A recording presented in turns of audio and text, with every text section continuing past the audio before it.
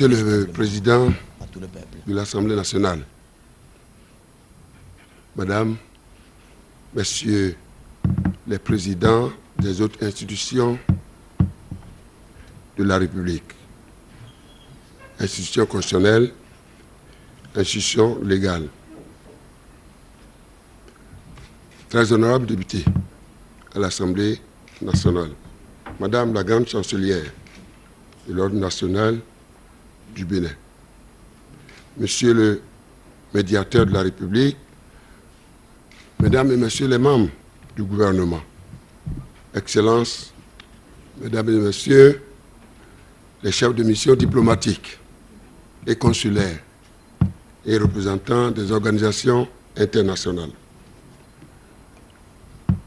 Monsieur le préfet des départements de l'UEME et du Plateau, Monsieur le maire de la ville de Porto-Novo, Mesdames et Messieurs les sages, têtes couronnées et notables de la ville de Porto-Novo, Mesdames et Messieurs les représentants des confessions religieuses, très distingués invités, Mesdames et Messieurs, Monsieur le Président, comme vous l'avez si bien dit, je voudrais vous retourner vos mots aimables et vous dire que vous avez parfaitement raison et que la tradition républicaine que vous avez su rappeler, à travers les dispositions de l'article 72 de notre loi fondamentale, prescrit au président de la République d'adresser une fois par an à l'Assemblée nationale un message sur l'état de la nation. C'est une obligation constitutionnelle à laquelle je me soumets avec grand enthousiasme depuis 2006, car elle est la manifestation du nécessaire devoir de reddition des comptes devant la nation. Monsieur le Président, honorables députés, je me présente devant votre auguste assemblée pour faire le bilan du chemin parcouru par notre cher pays au cours de l'année 2014 dans sa double quête de consolidation, du renouveau démocratique et de bien-être économique et social, donc du renouveau économique et social de notre pays. Je voudrais, de prime abord, rendre grâce à Dieu le Père Céleste, le Tout-Puissant, pour ses bienfaits dans la vie de chacune et de chacun de nous et de notre patrie commune, bien-aimée, tout au long de cette année qui s'achève.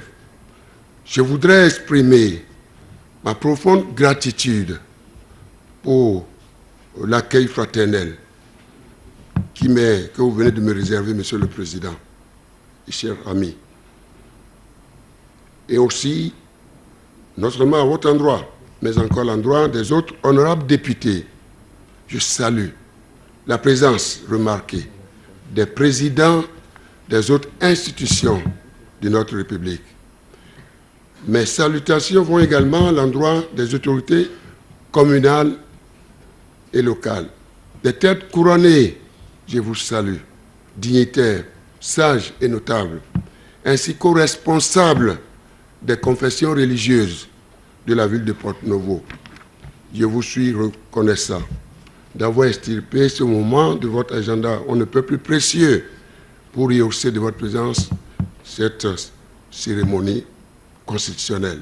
Je voudrais également témoigner toute ma reconnaissance aux membres du corps diplomatique et consulaire, ainsi qu'aux représentants des organisations internationales pour avoir accepté d'honorer de leur présence cette cérémonie que nous impose notre loi fondamentale du 11 décembre 1990. Monsieur le Président de l'Assemblée nationale, honorables députés, Mesdames et Messieurs, mon intervention portera d'une part sur les principales réformes engagées pour la transformation structurelle de notre pays et d'autre part sur les bases de l'action de mon gouvernement au cours de l'année 2015. Monsieur le Président, en 2014, le Bénin, notre pays, a enregistré d'importants progrès. Ces progrès découlent d'abord de la maîtrise de la gestion du cadre macroéconomique. En effet, au plan économique et financier, malgré la conjoncture économique internationale particulièrement difficile, notre pays a connu une croissance soutenue, en termes réels, de l'ordre de 5,6%, en moyenne sur la période 2012-2014. Cette croissance est la plus forte enregistrée par notre pays depuis l'indépendance, selon le rapport de la Banque mondiale sur la situation économique de notre pays, publié en septembre 2014. Pour 2014, le taux de croissance est projeté entre 5,7% et 6,5%, largement au-dessus de la moyenne mondiale établie à 3,3%. Le Bénin, notre pays, fait partie des 4 pays qui respectent tous les critères du premier rang du pacte de convergence et de solidarité de l'Union économique et monétaire ouest-africaine. En effet, selon le rapport de l'UEMOA de décembre 2014 sur l'exécution de la surveillance multilatérale, le taux d'inflation est maîtrisé et s'est établi à moins 1,1%, ce qui ne doit pas être confondu, Monsieur le Président, à la déflation, eu égard au niveau de croissance économique qui reste élevé. Cette performance s'explique par le niveau relativement bas des prix des denrées alimentaires, en lien avec les performances agricoles. Le taux d'endettement, Monsieur le Président, est maintenu en dessous de 30% du PIB, comme une norme communautaire de 70% du PIB. En d'autres termes, sur un revenu de 100 francs CFA, la dette dans notre pays n'excède pas 30 francs CFA contre la norme communautaire de 70 francs CFA, ce qui traduit notre volonté de ne pas alourdir les charges pour les générations futures. Ce potentiel d'endettement, Monsieur le Président, doit pouvoir être utilisé pour augmenter notre capacité de production pour le bien-être des populations. Sur le plan budgétaire, le gouvernement conduit une politique budgétaire saine avec un déficit budgétaire devant s'établir à 3,1% contre une moyenne de 3,5% pour les pays de l'UEMOA. Globalement donc, malgré les progrès qui restent à réaliser, Monsieur le Président, la situation économique et financière de notre pays a été jugée satisfaisante par la communauté internationale, avec un cadre macroéconomique qui se renforce de jour en jour et des indicateurs clés qui sont pour la plupart au vert. Au niveau de la trésorerie, Monsieur le Président, les instances du Trésor s'établissent à ce jour à 9 milliards et remontent en novembre 2014. D'août 2014 à ce jour, l'État a injecté 96 milliards payés au titre d'appurement de la dette intérieure à l'endroit des opérateurs économiques. Ce reliquat de 9 milliards sera totalement apuré dans un délai d'1 mois. Monsieur le Président de l'Assemblée nationale, honorables députés, Mesdames et Messieurs, des efforts notables ont été consentis. Par ailleurs, pour la mobilisation des ressources financières et l'amélioration de l'efficacité des politiques publiques, le gouvernement a décidé de faire du partenariat public-privé une option essentielle du financement du développement. Dans cette perspective, la table ronde sur le financement du développement du Bénin, organisée à Paris du 17 au 19 juin 2014, avec l'appui des partenaires au développement, a connu un franc succès. En effet, comme vous le savez, cette rencontre a permis de partager avec d'éminentes personnalités, institutions et privées du monde de la finance, notre vision du développement de notre pays pour les 5 prochaines années. Comme vous le savez, Monsieur le Président, et je vous le rappelle qu'à l'issue de cette table ronde, le Bénin, notre pays, a obtenu de la communauté financière internationale des engagements d'un montant de plus de 12 milliards de dollars US, soit plus de 6 milliards de nos francs, afin de financer la réalisation d'investissements lourds et structurants, à même d'accélérer la croissance économique, alors que le gap de financement recherché était de 6 milliards de dollars US, ce qui témoigne, si besoin en était encore, de l'adhésion de la communauté internationale aux réformes entreprises et aux réformes promises par notre gouvernement. La mobilisation effective et diligente des financements annoncés se poursuit, Monsieur le Président.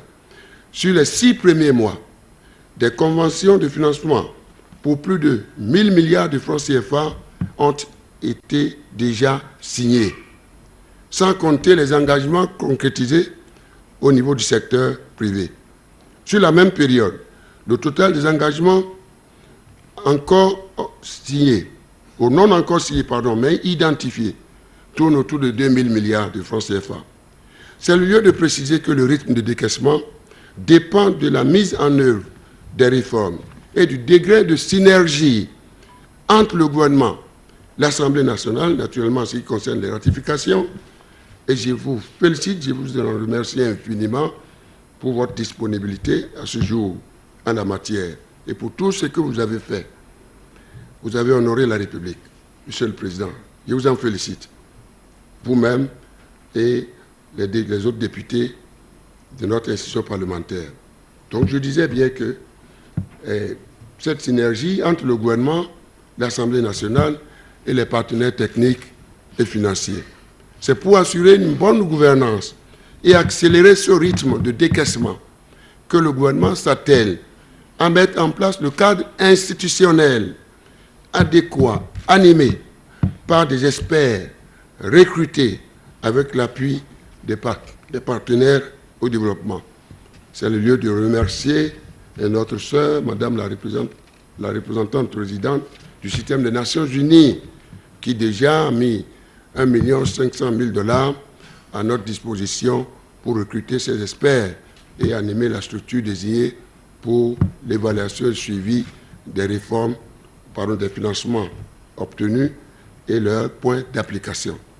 Monsieur le Président, j'ai bien noté que l'institution parlementaire est en train d'examiner 2 propositions de loi, l'une définissant le cadre légal des PPP, donc partenariat public-privé, dans notre pays, et l'autre portant création du tribunal de commerce. L'option de ces 2 textes permettra de consolider les réformes en cours pour une meilleure mobilisation des ressources. Je voudrais, à cette heure du bilan, renouveler mes remerciements à tous les participants à cette table ronde, ainsi que la reconnaissance du peuple béninois, de nos institutions, à nos partenaires au développement, à notre diaspora, de même qu'à tous ceux qui, de près ou de loin, ont contribué au succès de ce forum, dont les résultats sont allés bien au-delà de nos attentes. Monsieur le Président, cette performance est le résultat des différentes réformes mises en œuvre aussi bien pour l'amélioration de l'environnement des affaires que pour la transformation structurelle de notre économie. Les réformes relatives à l'environnement des affaires ont permis au pays de se classer 151e sur 189 économies dans le rapport Doing Business de la Banque mondiale, ce qui fait un saut en avant de 23 places comparé au classement de l'année dernière. Le Bénin a notamment progressé en matière de création d'entreprises, de protection des investissements minoritaires, du commerce transfrontalier et de l'exécution des contrats. L'ensemble des politiques gouvernementales a donc contribué à classer le Bénin second parmi les 10 économies du monde les plus performantes en matière de réforme en 2014. On les appelle des membres du top 10, Monsieur le Président. Par ailleurs, les efforts fournis dans le cadre de la lutte contre la corruption ont été pris en compte dans l'indice de perception de la corruption de l'ONG Transparency International, qui classe le Bénin à la 80e place sur 175 pays, soit une progression de 14 places en 2014 et de 30 places depuis 2010. Ces résultats auraient été meilleurs, Monsieur le Président, si la lutte contre la corruption n'était pas freinée par l'absence notamment, je dis bien notamment, de poursuites judiciaires systématiques et efficaces, ce qui compromet la crédibilité de la volonté inébranlable de mon gouvernement à s'attaquer à la corruption en vue de l'élimination de la pauvreté dans notre cher pays.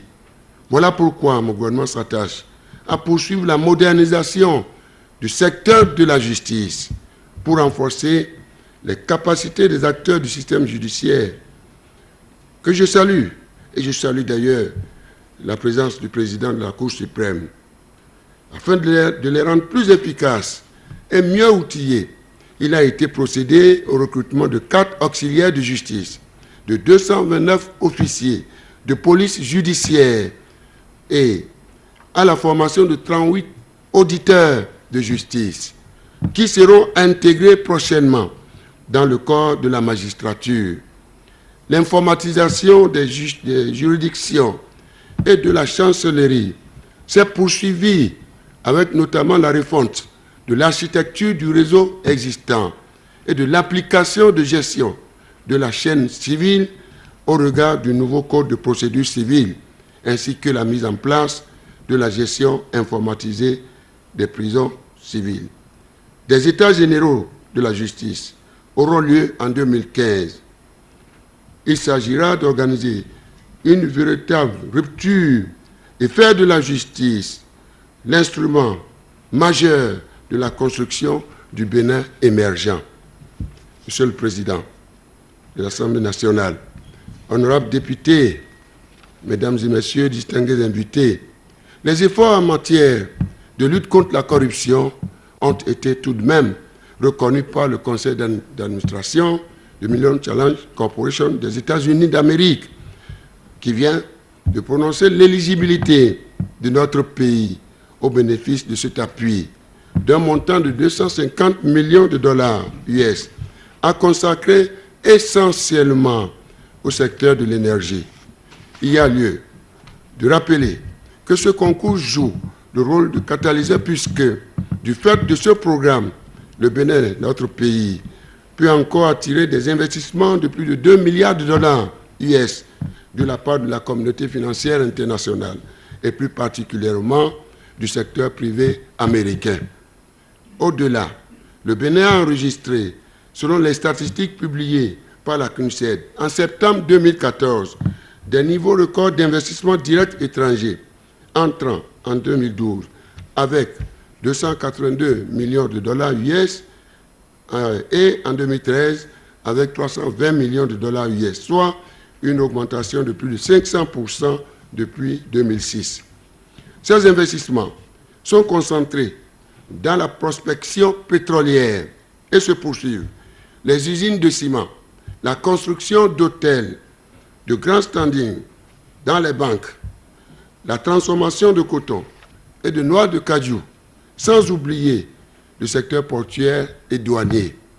En dépit des réformes à mettre encore en œuvre, Monsieur le Président, les appréciations internationales en matière de risque, je pense à la COFAS, au groupe britannique Aon, montrent que notre pays jouit encore dans le contexte ouest-africain d'une bonne perception de la part des investisseurs privés.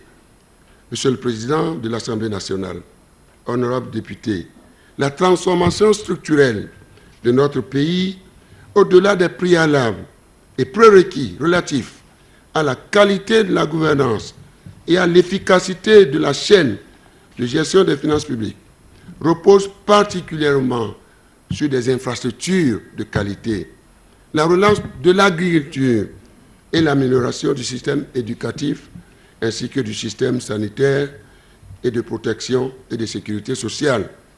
À ce titre, mon gouvernement met en œuvre un programme ambitieux de construction d'infrastructures de transport compte tenu de leur effet d'entraînement sur l'activité économique des entreprises et des ménages.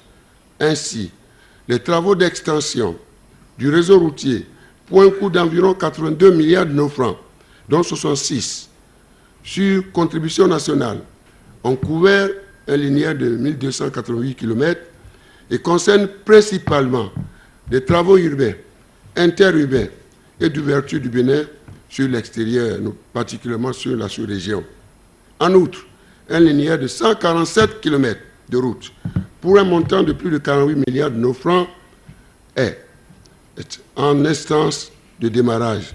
Par ailleurs, le Bénin vit à l'ère de la renaissance de l'énergie, Monsieur le Président, du réseau ferroviaire avec nos partenaires, aussi bien privés qu'internationaux, et en relation avec ce projet que nous appelons la boucle ferroviaire Abidjan, Ouaga, Niamey, Parakou, Cotonou et Lomé. Monsieur le Président, parce que sans le chemin de fer, point de développement. Je dois noter également l'option faite pour le renforcement du réseau portuaire avec un projet de second port.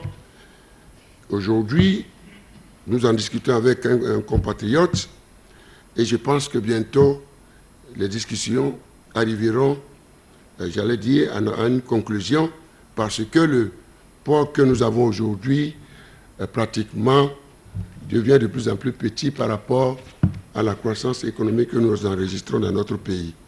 Monsieur le Président, je ne vais pas oublier notre ambition sur le renforcement du réseau portuaire et aéroportuaire, sans oublier naturellement les télécommunications et les communications. Monsieur le Président, la relance de l'agriculture est impulsée notamment par l'amélioration de la qualité de la gouvernance de la filière coton qui tient compte du souci permanent du gouvernement d'améliorer les conditions de vie des cotoculteurs. Parallèlement, les autres filières prioritaires que vous connaissez bien ont bénéficié d'appuis appréciables, notamment le palmier à huile, le riz, le maïs, l'ananas, l'anacarde, les cultures maraîchères, le lait et la viande. L'action du gouvernement en la matière vise principalement la couverture des besoins alimentaires, de même que l'amélioration de l'attractivité de l'activité agricole et du milieu rural par l'accroissement des revenus. L'usine de montage de matériel agricole, particulièrement de tracteurs de Ouida, sortira 10 tracteurs par jour en moyenne. Chaque tracteur, pour 8 heures de travail, permettra d'emblaver une superficie de 16 hectares. Mon gouvernement s'emploiera à mettre en place les mécanismes pour créer les conditions pour un accès aisé des producteurs à ces tracteurs et maintenir tout en maintenant la solvabilité de la société Bénin Tracteur en création, en partenariat avec le secteur privé indien, béninois et la mairie de Ouida. La transformation structurelle de l'économie béninoise doit prendre également appui sur des ressources humaines de qualité. Mon gouvernement accorde donc une place de choix à l'amélioration du système éducatif de notre pays. Le second forum national sur le secteur de l'éducation a été organisé du 17 au 19 décembre 2014 pour consacrer la rupture dans notre système éducatif, le réorienter résolument vers l'enseignement technique et professionnel et son adéquation aux besoins réels du marché. L'amélioration de la gouvernance économique permet de dégager des ressources pour la prise en charge des questions sociales et de solidarité nationale. Le régime d'assurance maladie universelle, RAMU, est devenu opérationnel en zone rurale avec la prise en charge effective des adhérents dans les formations sanitaires publiques, améliorant ainsi le système de sécurité sociale. Le RAMU, Monsieur le Président, sera généralisé dès l'adoption de la loi par notre institution parlementaire. En matière sanitaire, l'année 2014 a été marquée dans notre sous-région, comme vous le savez, par l'épidémie à virus Ebola. Le Bénin, notre pays, n'a enregistré aucun cas à ce jour. Nous en rendons grâce à Dieu, notre Père. Je voudrais tout de même renouveler notre solidarité à l'endroit des pays frères et amis qui subissent les conséquences dramatiques de cette épidémie. Quant à l'épidémie à virus Lassa, dont notre pays a connu quelques cas ces derniers jours, la situation est bien maîtrisée grâce à la disponibilité du traitement. Par ailleurs, pour promouvoir l'emploi et l'entrepreneuriat des jeunes et des femmes, mon gouvernement a renforcé le programme de microfinance aux plus pauvres et les différents programmes d'insertion professionnelle des jeunes. Ainsi, à travers le programme d'appui à l'emploi salarié, l'Agence nationale pour l'emploi, ANPE, a mis en stage de préinsertion professionnelle 1650 jeunes diplômés sans emploi, suivant son cycle classique, dont 154 mis à la disposition des mairies. En outre, et à travers l'édition spéciale décidée par mon gouvernement, le même programme a mis à la disposition des enseignements secondaires et primaires 2500 nouveaux stagiaires ANPE, essentiellement constitués d'enseignants pour la rentrée 2014-2015, soit un total de 4150 jeunes pré-insérés en 2014.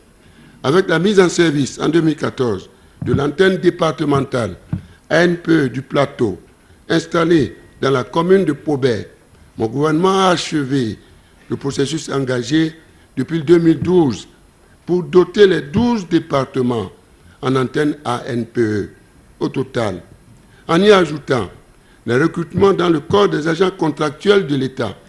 Plus de 17 000 emplois salariés ont été créés en 2014 au profit de la promotion de l'emploi des jeunes dans notre pays. Les mécanismes mis en place permettront de créer environ 20 000 emplois en 2015, tout en mettant l'accent cette fois-ci à l'emploi ou à l'auto-emploi. Monsieur le Président, pour renforcer l'esprit patriotique de la jeunesse, tout en lui offrant la possibilité de faire une expérience professionnelle, le Corps national de jeunes volontaires pour le développement a été lancé en janvier 2014 et doté d'un plan stratégique 2015-2017. Aussi, 2700 jeunes volontaires ont-ils été recrutés et déployés après une formation spécifique.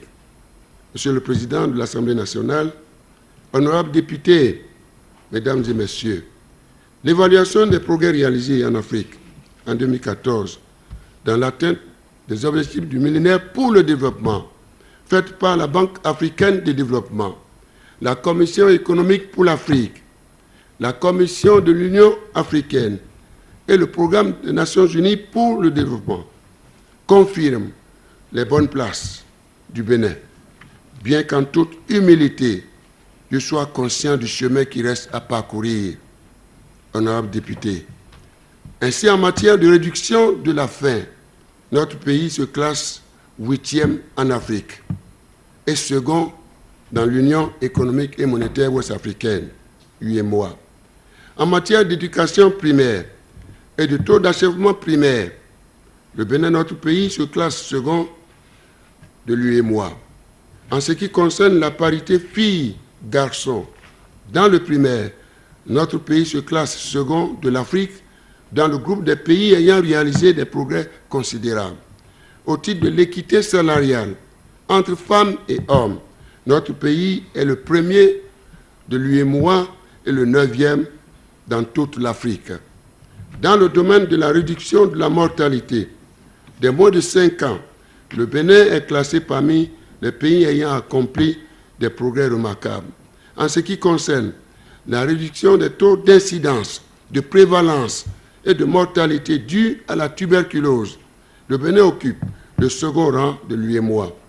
Au titre des naissances assistées par un personnel soignant qualifié, notre pays est le premier dans l'UEMOA. Pour le volet amélioration de l'accès à l'eau potable, le Bénin fait partie du groupe des 6 pays africains présentant les meilleures probabilités d'atteinte de cette cible. Monsieur le Président, malgré ces progrès, des défis demeurent à relever, notamment en ce qui concerne la réduction de la pauvreté et des inégalités, et en matière d'inclusion de toutes les forces productives. Des progrès sont également à faire en termes de planification familiale, en vue d'assurer une meilleure adéquation entre la croissance démographique et la croissance économique, donc l'évolution des ressources. Les avancées déjà réalisées ont été rendues possibles par la conjonction d'une économie en pleine reprise, de nouvelles politiques gouvernementales, du soutien du Parlement, de la mobilisation de la société civile et de l'engagement de nos partenaires techniques et financiers, dont je salue ici certains représentants, en faveur des objectifs du millénaire pour le développement. C'est pour moi ici l'occasion d'exprimer à chaque acteur de ce succès la reconnaissance du gouvernement et du peuple béninois. La marche vers les EMD est encore longue, Monsieur le Président, et mon gouvernement voudrait encore savoir pouvoir compter sur l'engagement et la sollicitude de chacune, de chacun et de tous. En effet, les objectifs du développement durable nous appellent à un changement de paradigme de développement qui met au centre du développement l'homme, bien que l'homme mette dans des conditions respectueuses de l'environnement. Monsieur le Président de l'Assemblée nationale, honorables députés, dans le cadre de la gouvernance politique, de nouveaux membres, comme vous le savez, du Conseil économique et social et de la haute autorité de l'audiovisuel et de la communication ont été installés. Les dispositions prévues dans la Constitution, notre loi fondamentale, et les lois organiques ont été respectées à cet effet. Il s'agit de la manifestation de la vitalité de notre système démocratique, dans lequel chaque institution constitutionnelle et légale joue librement son rôle.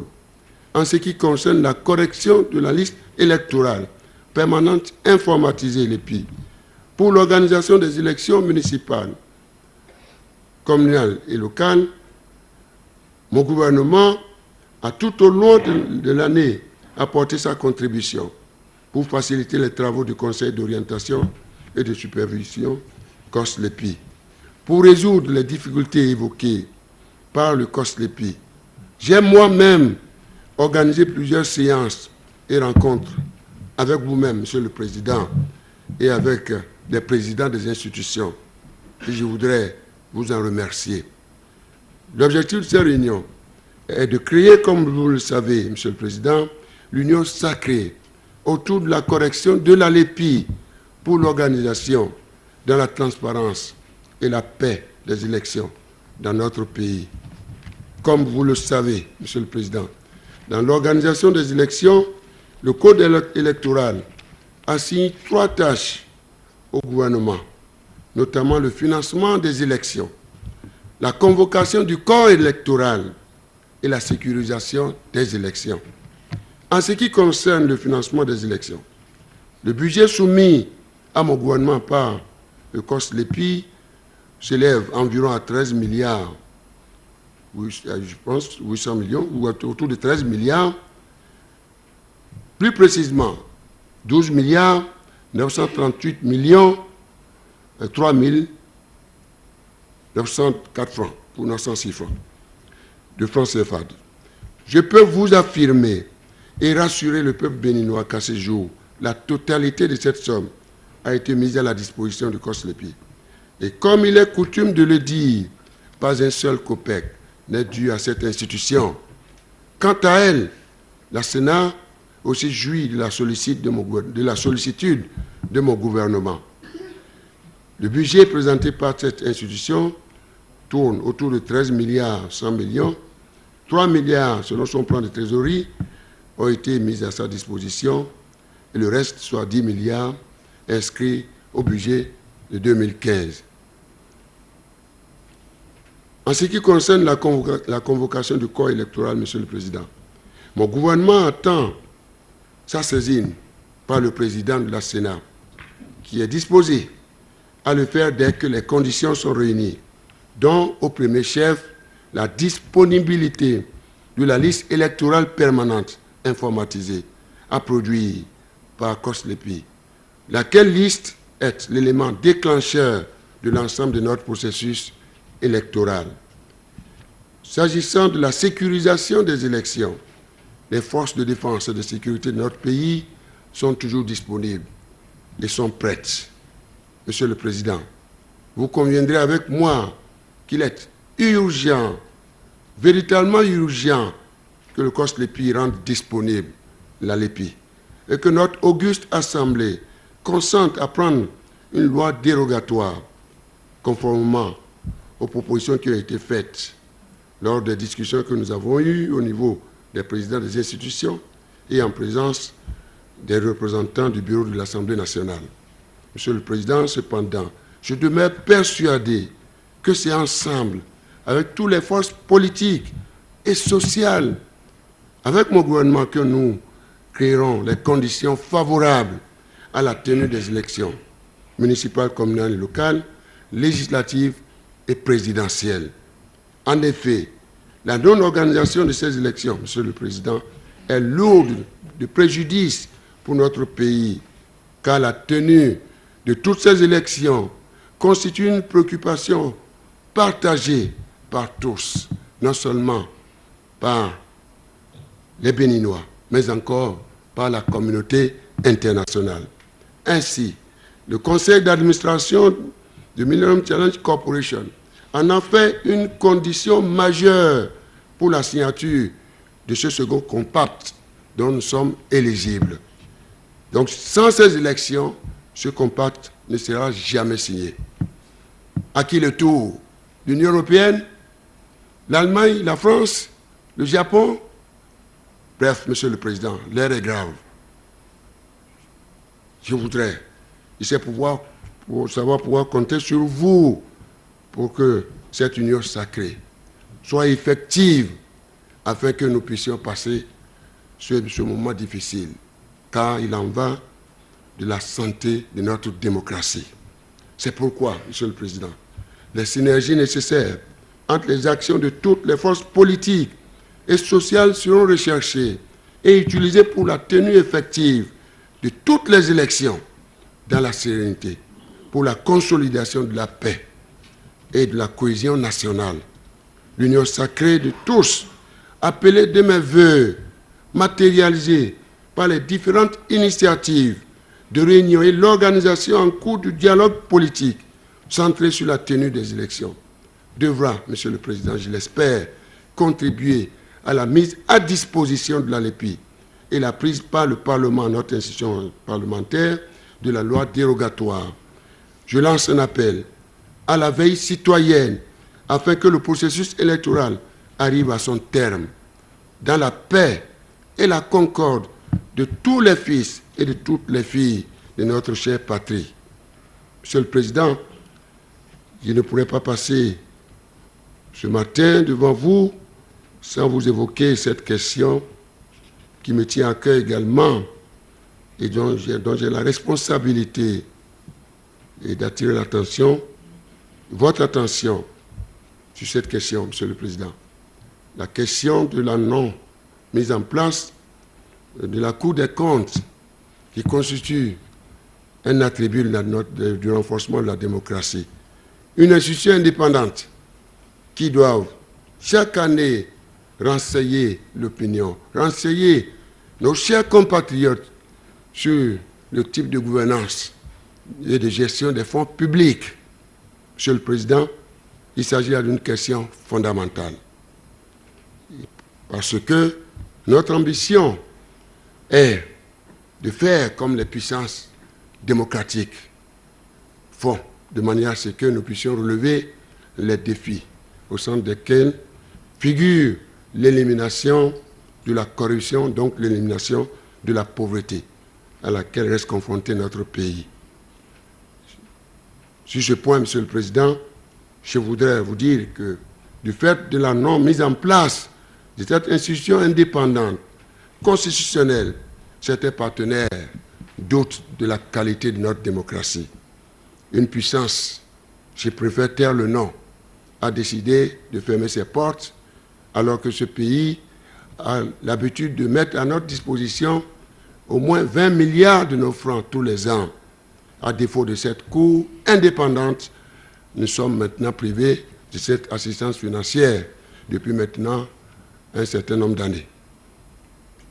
Monsieur le Président, cette année également, je voudrais vous rappeler que lors du dialogue politique que nous avons avec l'Union européenne, eh bien, cette grande puissance, partenaire privilégié, a décidé de défalquer 1 milliard de nos francs pour sanctionner le Bénin, pour la non-mise en place de cette Cour des comptes. Je voudrais tout de même féliciter le travail que fait en ce moment la Chambre des comptes, mais nous devons moderniser notre démocratie pour le bonheur de notre peuple. Monsieur le Président, l'ensemble des progrès réalisés au plan national est appuyé par notre diplomatie qui, en cette année où notre pays assure la présidence de l'Union économique et monétaire ouest-africaine, est restée très active, tant sur le plan des relations bilatérales et multilatérales que dans le domaine de la consolidation des liens avec nos frères et sœurs vivant à l'étranger en vue de leur participation au développement de notre commune patrie. Le dynamisme de notre diplomatie explique l'excellente qualité des relations que notre pays entretient avec ses pays partenaires et justifie les nombreuses visites de travail effectuées par les chefs d'État dans notre pays et la signature, ou à notre pays, et la signature d'importants accords, sans oublier le financement de nombreux projets capitaux dans les domaines du social, de l'économie de notre pays. Au titre des relations avec nos concitoyens vivant à l'étranger, au-delà des actions humanitaires, de rapatriement des ressortissants béninois consécutives aux guerres civiles en République centrafricaine et en Libye, je voudrais surtout mettre l'accent sur le pacte de développement du Bénin avec la diaspora, conclu en marge de la table ronde de Paris. Ce pacte constitue une riposte aux aspirations des Béninois, nos chers compatriotes, donc qui vivent à l'extérieur, ou d'apporter leur contribution au développement de la mère patrie. Dans cette perspective, il sera procédé au cours de l'année 2015 à une opération de recensement des Béninois de l'extérieur dans le cadre du projet Mobilisation de la diaspora béninoise et identification des besoins en expertise scientifique et technique de notre pays. Monsieur le Président, sur le plan économique, l'année 2015 sera marquée par l'entrée en vigueur, comme vous le savez, du tarif extérieur commun de la communauté économique des États de l'Afrique de l'Ouest, la CEDEAO. L'arrivée à terme des objectifs du millénaire pour le développement, OMD, et la transition vers les objectifs du développement durable, ODD.